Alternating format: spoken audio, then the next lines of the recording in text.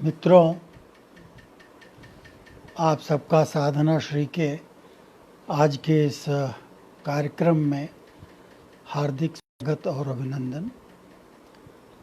Doctor दीपक पांडे और उनके दल की सहायता से साधना श्री द्वारा अनेक प्रकार के ऐसे कार्यक्रम संचालित किए जा रहे हैं जो भारतीय संस्कृति के सतत प्रवाह को संपादित करने में विशेष रूप से सहयोगी हो रहे हैं।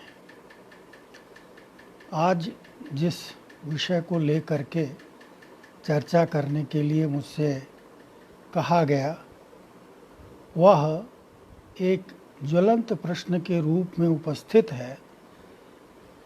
आज का जो विषय बना वह पाश्चात्य संस्कृति की स्वीकारोक्ति इस शीर्षक से तय हुआ। मित्रों, हम लोग पिछले 2 शताब्दियों से तो पूरा जिस अंग्रेजी संस्कृति के प्रभाव में जीवन जी रहे हैं और निरंतर जिस तरह का परिवर्तन हुआ है, वह हमको यह विचार करने के लिए प्रेरित करता है कि हम इस पर ध्यान दें कि उसके कौन से पक्ष हैं जो आज हमें प्रभावित कर रहे हैं। मित्रों, आज विश्व में एक ऐसी महामारी ने सबको प्रभावित किया है और उसका प्रभाव इस प्रकार का पड़ रहा है कि विकसित और अविकसित दोनों प्रकार के देश उससे प्रभावित हो रहे हैं। पूरा जीवन ही उसके अधिकार क्षेत्र में आ पड़ा है। यह एक ऐसी दैवी कह लें, लेकिन दैवी किस रूप में कहें, ये तो मनुष्य के तमाम तरह के जो हस्तक्षेप हैं उनका ही परिणाम दिखाई पड़ता है। हम लोग जिसे पश्चिमी सभ्यता कहते हैं, वह एक ऐसे मूल्यों के संघात के रूप में उपस्थित होती है जिसके विभिन्न परिणाम हमारे सामने आते रहे हैं। औद्योगिक क्रांति हुई, हमारे पास आधुनिकता, प्रगति, विकास, इस तरह की शब्दावली पहुंची और हम सबको लगा कि उस प्रवाह में शामिल होकर के हम आगे बढ़ सकेंगे। बहुत सारे क्षेत्रों में परिवर्तन हुए, ज्ञान, विज्ञान, तकनीकी, स्वास्थ्य, ऐसे तमाम सारे क्षेत्र हैं जिनमें हमारी महत्वपूर्ण उपलब्धियां हुई हैं। आज संचार क्रांति हमारे सामने है। हम जिस वैश्वीकरण की बात कर रहे हैं और जिस वैश्वीकरण के फलस्वरूप हम बड़ी सुविधा से संपर्क कर पाते हैं, एक दूसरे को प्रभावित कर पाते हैं, पर इसके साथ ही साथ हमारे सामने यह प्रश्न भी खड़ा हुआ कि यह जो पश्चिमी संस्कृति है वह किन मूल्यों को लेकर के आगे बढ़ रही है। थोड़ा यदि विचार करें तो कम से कम 3 बातें हमारे सामने आती हैं। पहली बात है कि वह पूरी की पूरी संस्कृति की जो विचारधारा है वह भौतिकता के ही ऊपर टिकी हुई है। यह जो विश्व है, यह जो सृष्टि है, वह हमको एक भौतिक पदार्थ के रूप में दिखती है और जो कुछ है सब भौतिक रूप में ही हमें देखना चाहिए। इस भौतिकता की सोचने की जो अवधारणा है उसने मानवीय चेतना को भी प्रभावित किया है, मनुष्य के देखने की दृष्टि को भी प्रभावित किया है। दूसरी जो महत्वपूर्ण उपलब्धि रही वह थी कि किस प्रकार से एक विशेष प्रकार की जीवन की पद्धति जो हमारे सामने एक उपभोक्तावाद के रूप में उपस्थित हुई, जिसमें सारी की सारी वस्तुएं, जीवन के जितने भी पक्ष हैं, उन सबको हमने बिकाऊ बना दिया। हम सब खरीद फरोख्त में जुट गए और विकास का पैमाना ही हो गया कि कितना अधिक से अधिक उपभोग किया जा रहा है। तीसरा जो महत्वपूर्ण पक्ष दिखाई पड़ता है वह पक्ष है कि एक प्रकार के व्यक्तिवाद का विस्तार। ये पूरा जगत जो है उसके केंद्र में मनुष्य है और मनुष्य भी का मैं है, अहंकार है, और सारा जगत उस अहंकार की पूर्ति के लिए ही काम में आता है। तो भौतिकता, उपभोक्तावाद और व्यक्ति केंद्रिकता, तीन ऐसे विचार हमारे सामने आए जिसने सबको मथ करके रख दिया और उन सबका एक सामूहिक प्रयोग बाजार की जो शक्ति है उसके विकास में परिलक्षित होती है। किस तरह से अब बाजार हमारे चिंतन को, सोच को प्रभावित कर रहा है। तो पश्चिमी जगत ने हमारे इन मूल्यों को प्रभावित किया, हमारे सोचने की दृष्टि को प्रभावित किया, एक प्रकार की विश्व दृष्टि दी, सोचने का तरीका दिया, जिसमें हम एक उपयोगितावादी, एक यूटिलिटेरियन दृष्टि के अनुसार हम विचार करते रहे।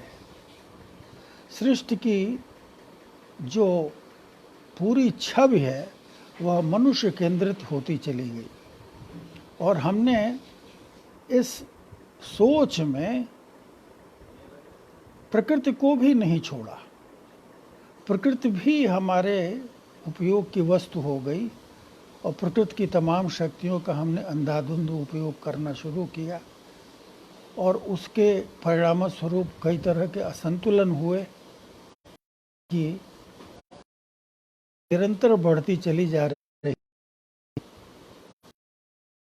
रूप से हम जलवायु परिवर्तन की चर्चा करते हैं, ग्रीन हाउस इफेक्ट की बात करते हैं। हम जगह जगह भिन्न भिन्न प्रकार के प्राकृतिक आपदाओं का अनुभव कर रहे हैं। ग्लेशियर पीछे खिसकते चले जा रहे हैं और अपने देश में भी तरह तरह की विपत्तियां प्रकृति के क्षेत्र में दिखाई पड़ती रही हैं।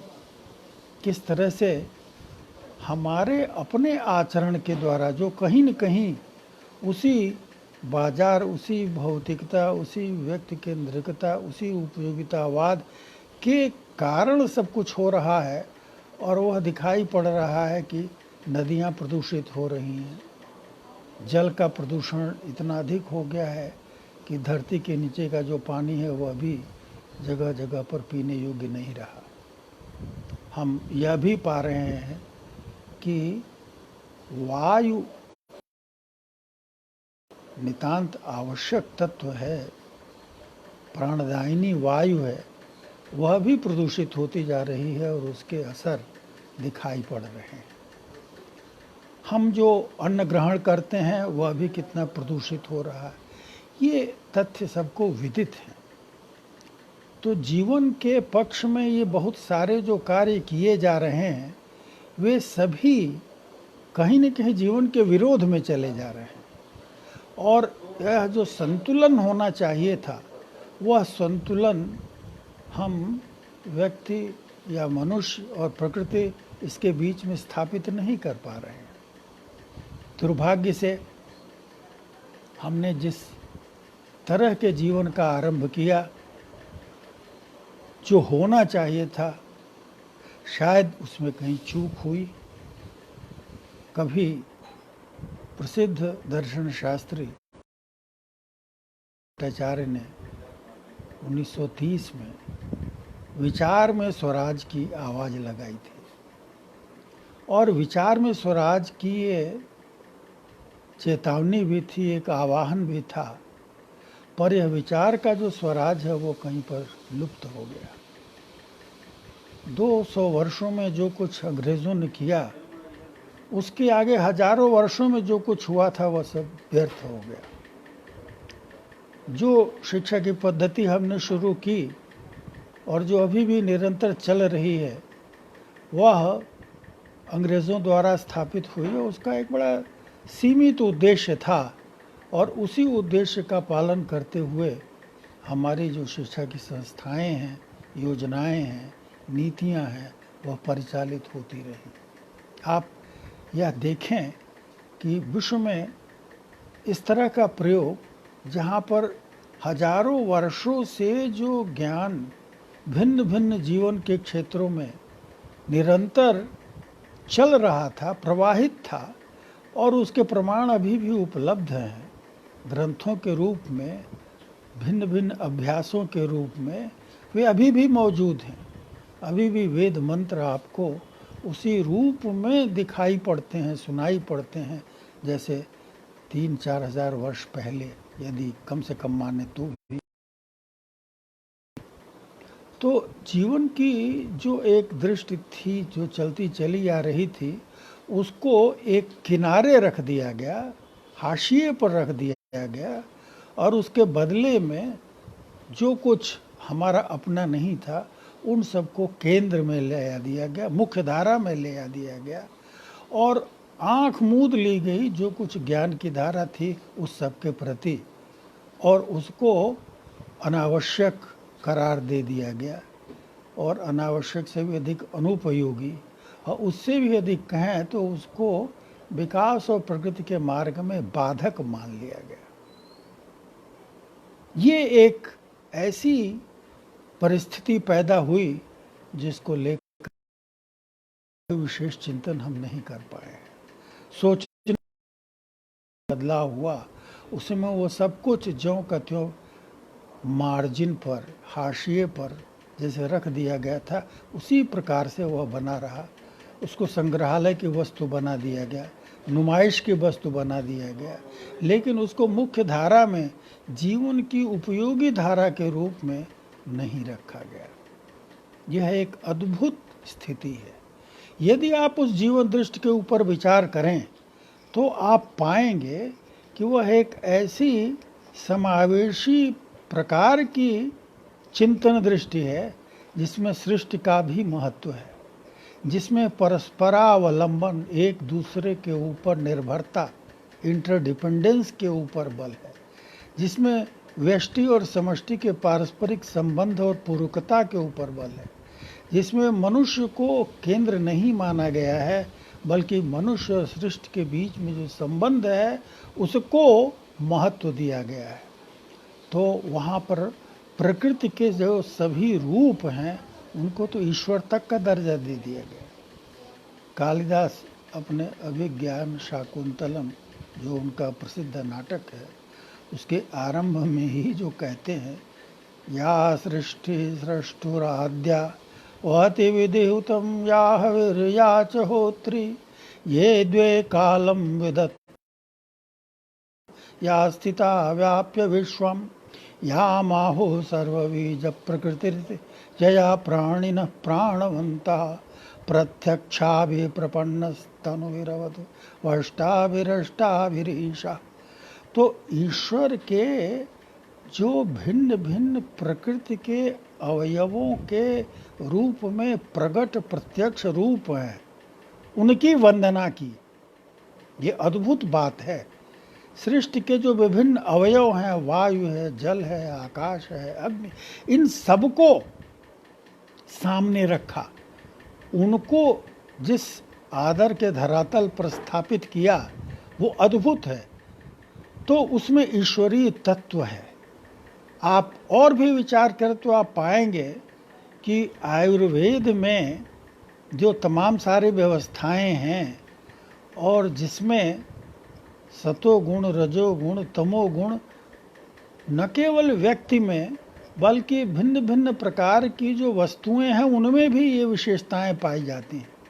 वहाँ पर ऋतु सात्म्य को स्वास्थ्य के लिए आवश्यक माना गया, अर्थात परिवेश के अनुरूप उसके अनुकूल आप, तो प्रकृति को अपने वश में करके, अपने नियंत्रण में करके अपने उपयोग की वस्तु बनाना, यह एक प्रकार की दृष्टि है जो पश्चिमी दृष्टि है। और दूसरी ओर एक यह दृष्टि है जो प्रकृति का उपयोग इस रूप में करे कि प्रकृति जो है उसकी जो जीवनी शक्ति है वह निरंतर अक्षुण्ण बनी रहे। गंगा जो पवित्र कही गई और जिसके जल की विशेषताएं ऐतिहासिक रूप से प्रमाणित हैं, उसकी जो क्षमताएं हैं वह भी प्रमाणित हैं, और उनको हमारे विकास के प्रयास ने निरंतर किया है। ऋषिकेश से ही जो प्रदूषण आरंभ हो जाता है वो निरंतर सारी की सारी गंगा उससे प्रभावित है, और आज करोड़ों रुपए उस पर व्यय हो रहे हैं कि उसको निर्मल किया जाए, उसमें से मल बाहर किया जाए और उसे स्वच्छ बनाया जाए। पता नहीं ये संभव भी हो पाएगा कि नहीं हो पाएगा। तो प्रश्न यह है कि मनुष्य केंद्रित जो दृष्टि है और जो सृष्टि की उपेक्षा करती है उसके किस प्रकार के परिणाम घटित हो रहे हैं। हमने जीवन में किस तरह से जिया जाए इसका जो मार्ग तय किया था, उसके लिए एक बहुत विराट शब्द लिया था, वह था धर्म।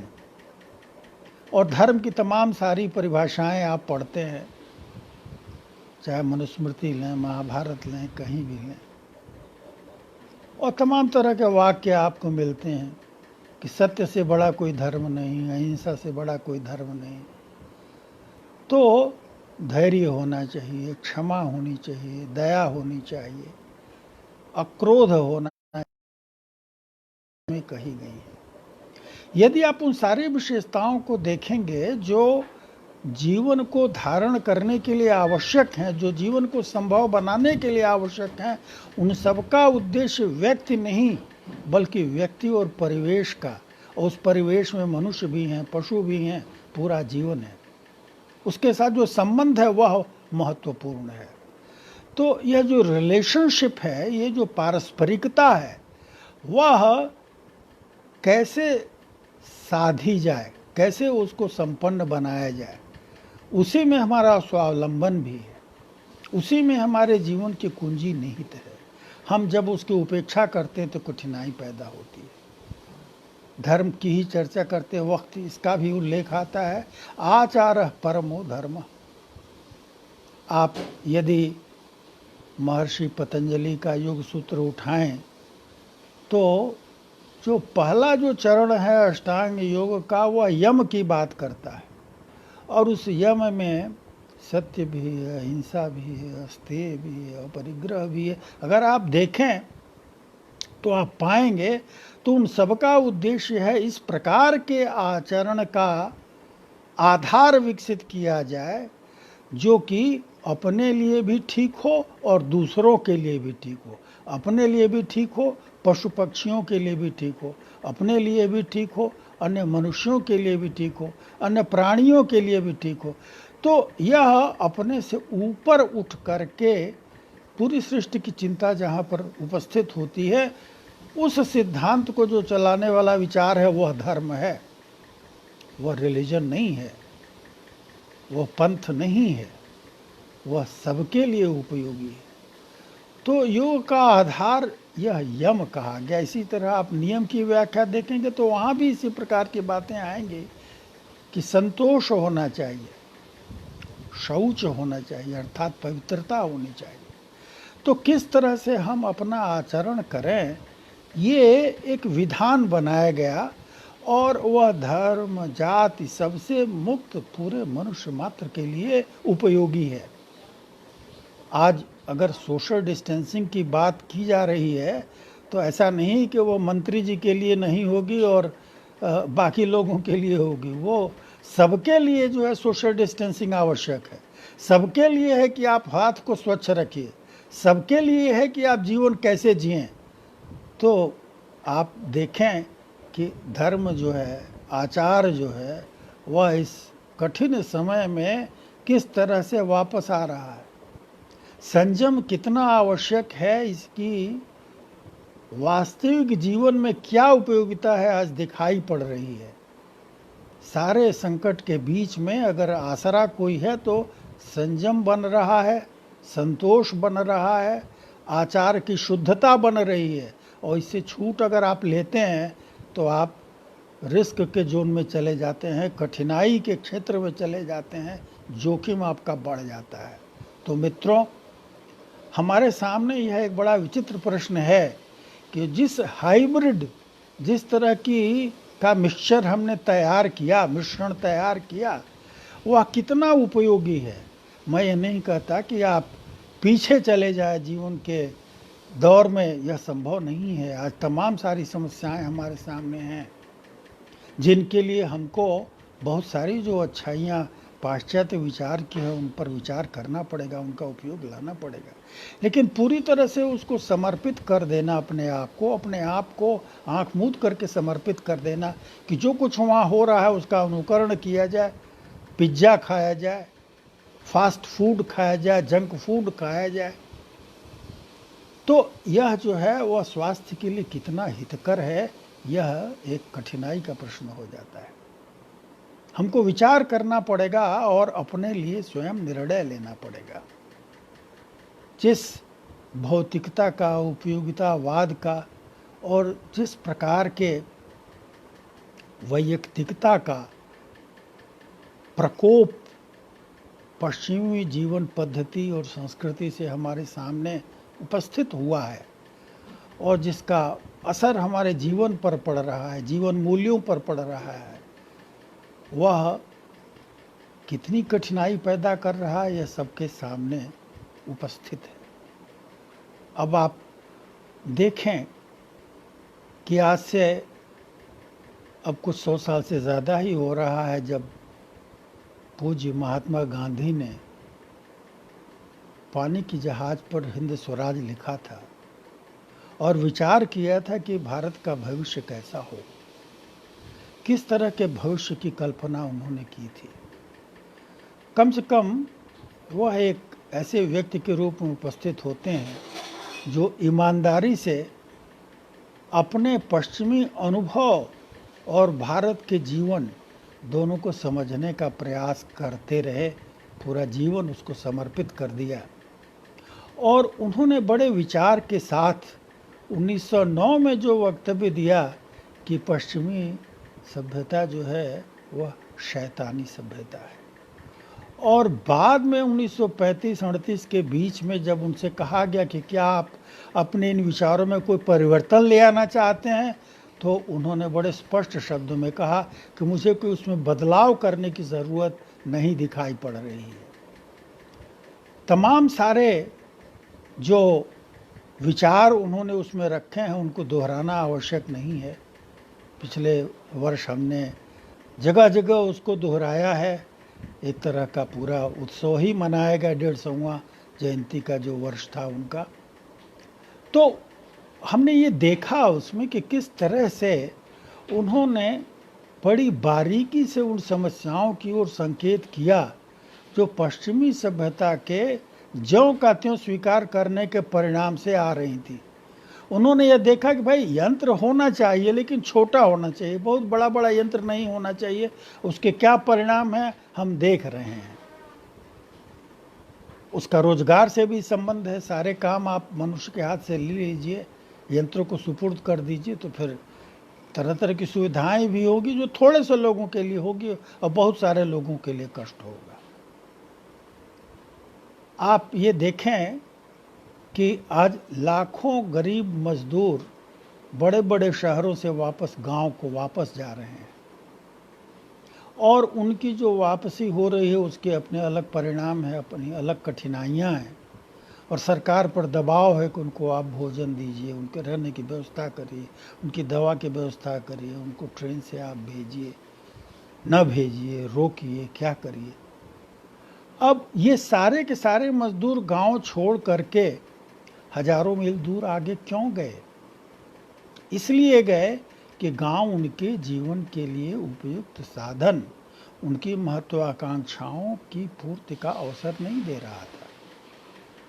जो विकास का मॉडल हमने विकसित किया, उस विकास के मॉडल में गांव जो है कहीं रहा ही नहीं, और जिस तरह से रहा वो रहने योग्य नहीं रहा। वहाँ पर वो सुविधाएं नहीं रहीं, जीवन के आवश्यक साधन नहीं रहे, और लोगों ने गांव छोड़ना शुरू कर दिया। और उसका परिणाम है कि अब पलायन हुआ, और अब प्रतिपलायन हो रहा है और गांव वापस आ रहे हैं। उनको दिख रहा है कि शहर उनको भोजन नहीं दे सकता है, उनको सिर्फ मृत्यु दे सकता है, पीड़ा दे सकता है, कष्ट दे सकता है। यह एक विचित्र स्थिति हमारे सामने पैदा हुई है, जो यह दिखा रही है कि सभी लोगों का कल्याण सोचने की जो हमारी बात थी, उसमें कहाँ पर चूक हो गई। हमने बड़े बड़े यंत्र बनाए, फैक्ट्री बनाई, कुछ किया, लेकिन हमने छोटे स्तर पर छोटे उद्योग, लघु उद्योग और गांवों में जो जीवन का उन्मेष होना चाहिए था, उस जीवन के उन्मेष को दरकिनार कर दिया, छोड़ दिया। उस पर हमने कोई विचार नहीं किया, और ज़्यादा से ज़्यादा हम कोशिश यही करते रहे गांव ही शहर हो जाए। तो शहर ही जीवन का लक्ष्य है। अभी हमने देखा कि विशाखापत्तनम में क्या हुआ। वर्षों पूर्व जो भोपाल गैस की ट्रेजेडी हुई थी, वो अभी सबको याद है। शहर किस तरह से रुग्ण हो रहे हैं, यह अभी सबको दिखाई दे रहा है। शहर की आबोहवा कितनी खराब है, परिस्थितियां कितनी जटिल हैं, जीवन की क्या क्या कठिनाइयां जो शहर में हैं वो भोग रहे हैं, उसका अनुभव कर रहे हैं। पर जीवन की जटिलताएं इस तरह की बन गई हैं कि न वह छोड़ते बनता है, न निगलते बनता है। तो विकास की जो परिभाषा हमने बनाई, वह उद्योग के रूप में बनाई, अर्थ की क्रिया के रूप में बनाई। मगर पुरुषार्थ केवल अर्थ ही तो नहीं है, धर्म, अर्थ, काम तीनों हैं, मोक्ष भी है। और धर्म और अर्थ और काम, इन तीनों का सबका आधार जो है वो धर्म ही है। धर्मानुकूल काम, धर्मानुकूल अर्थ, इसका उपयोग होना चाहिए। बड़े दुख के साथ हम अनुभव कर रहे हैं कि किस तरह लॉकडाउन के बाद, जैसे व्रत के बाद पारण किया जाता है, उसी प्रकार लोग जो है शराब की दुकान पर टूट पड़े हैं। किस तरह की हमारी मानसिकता हो गई है, सारे नियम कानून को छोड़ करके हम शराब खरीद रहे हैं, दुगने दाम पर भी खरीदने के लिए तैयार हैं।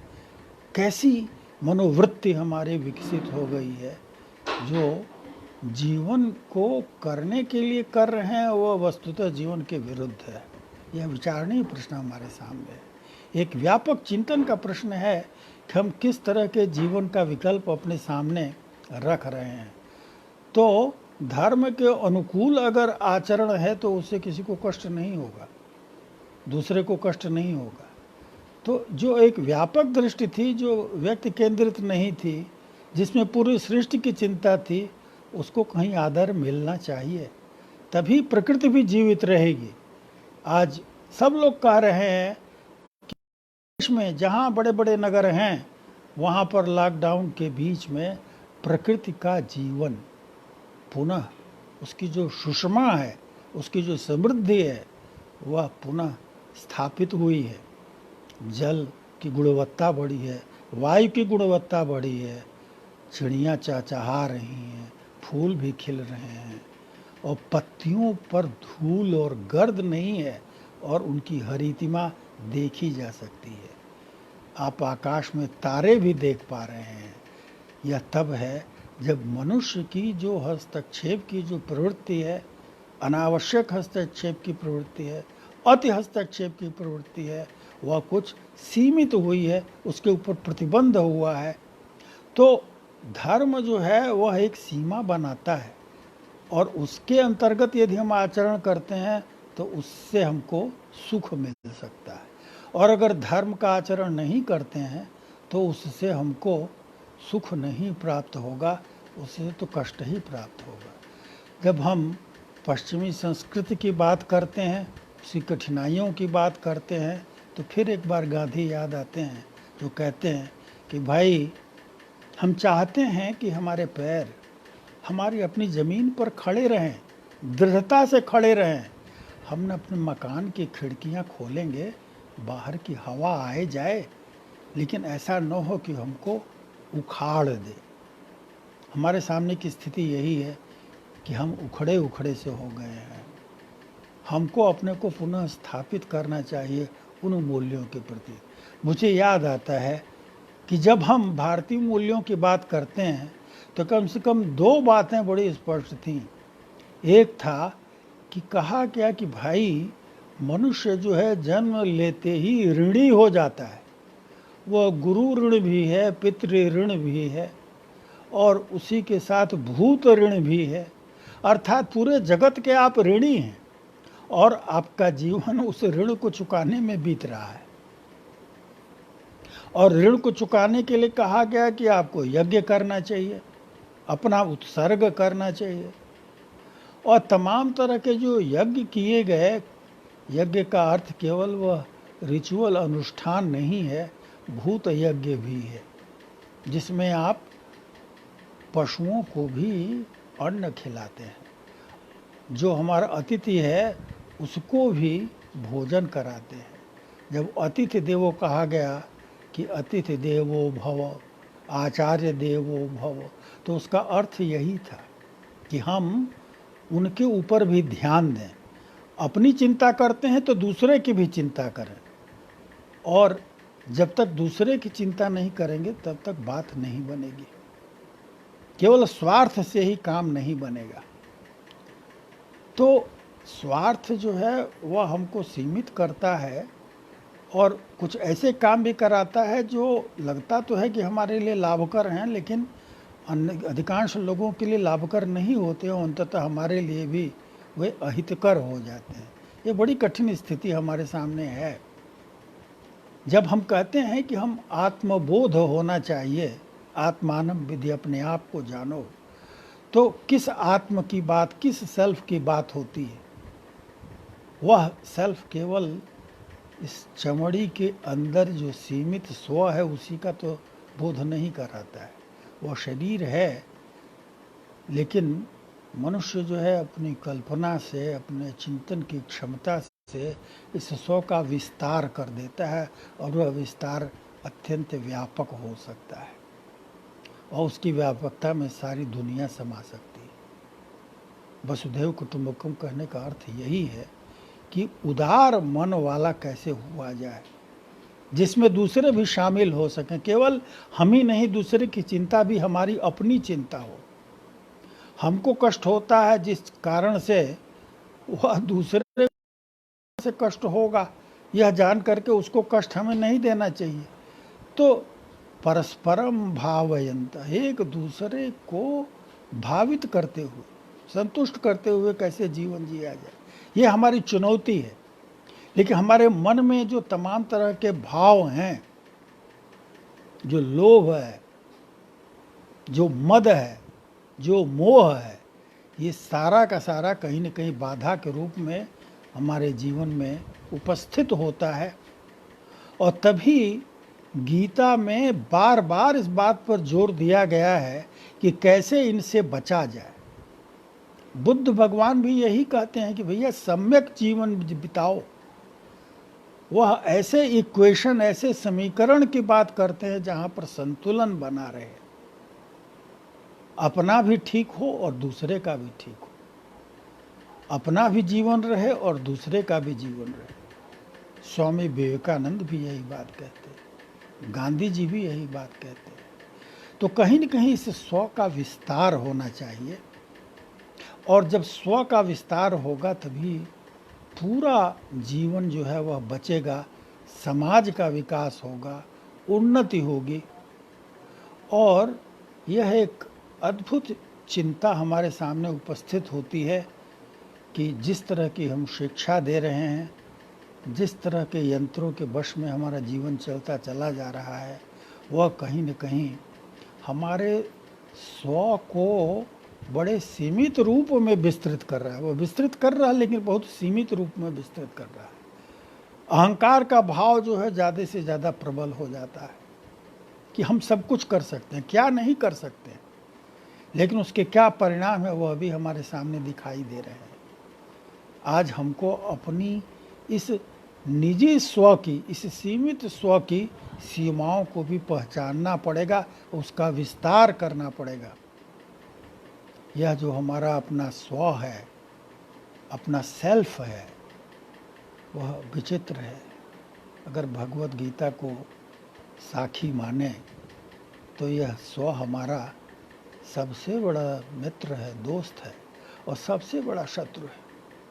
यदि इस स्व के ऊपर, इस आत्म के ऊपर हम जय कर पाते हैं, यदि हम आत्मजयी हो पाते हैं, तो केवल आत्मजयी नहीं होंगे, आप विश्व विजयी हो सकते हैं।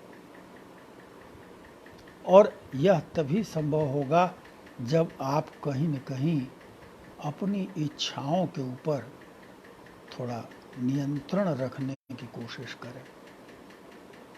और यह होगा तो सबकी इच्छाएं थोड़ी थोड़ी पूरी हो सकती हैं। लेकिन यदि धरती जिसकी सीमा है, पेट्रोल सीमित है, सारे संसाधन सीमित हैं, और अगर सभी लोग सबके ऊपर पूरा अगर अपना अधिकार जमाना चाहेंगे तो प्रतियोगिता होगी, युद्ध होगा, महाभारत छिड़ेगा। और महाभारत का परिणाम तो हम लोग जानते हैं कि सब कुछ लुट गया, खत्म हो गया। किसके ऊपर राज्य करेंगे जब राज्य में लोग ही नहीं रहेंगे? तो ऐसे जीवन को लेकर के क्या होगा? तो समृद्धशाली हो, शक्तिशाली हो, इसके लिए यह आवश्यक है कि हम अपने स्व का विस्तार करें। हम यह ध्यान दें कि यह समाज केवल हमको देता रहे, ऐसा नहीं है, हम भी समाज को कुछ दें। हम जिस संस्था में काम करते हैं उसकी भी चिंता हम करें। स्वार्थ के वशीभूत होकर के सब चीज़ का शोषण करते रहें, इससे बात नहीं बनने वाली। हो सकता है कि क्षण भर के लिए, कुछ समय के लिए बात बन जाए, लेकिन दीर्घ काल तक इससे लाभ नहीं होगा।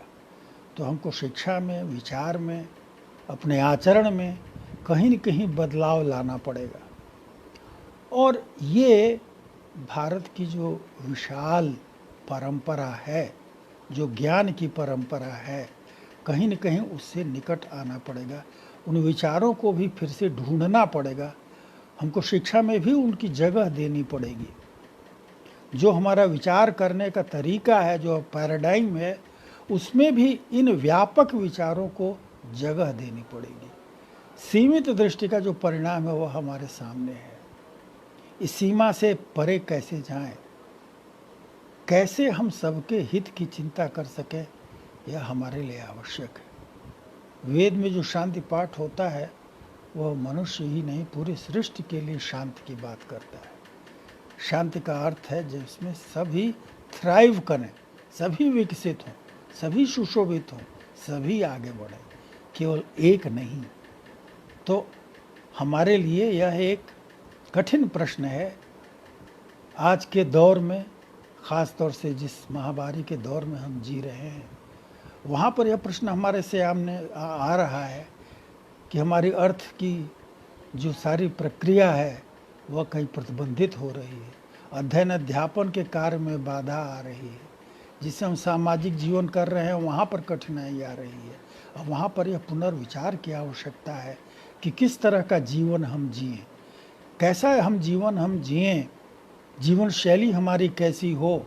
और जैसा कि सुनाई पड़ रहा है, जो परिस्थितियाँ बन रही हैं और इस कोरोना को लेकर के ज्ञान की जो स्थिति लोग बता रहे हैं वह कुछ इसी प्रकार की है कि यह एक ऐसे तत्व के रूप में आगे बना रहेगा।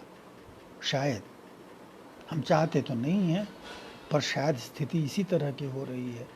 उसके साथ ही जीवन जीना पड़ेगा।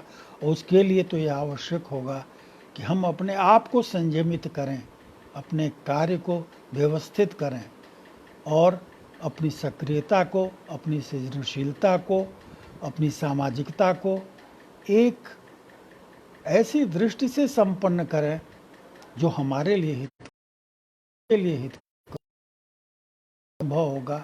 जब संतोष का विचार होगा, जब हम संयम का विचार लाएंगे, तभी जीवन में इस प्रकार के परिवर्तन आ पाएंगे जो हमारे लिए लाभकर होंगे और जो समाज के लिए लाभकर होंगे, जो जीवनदायी होंगे।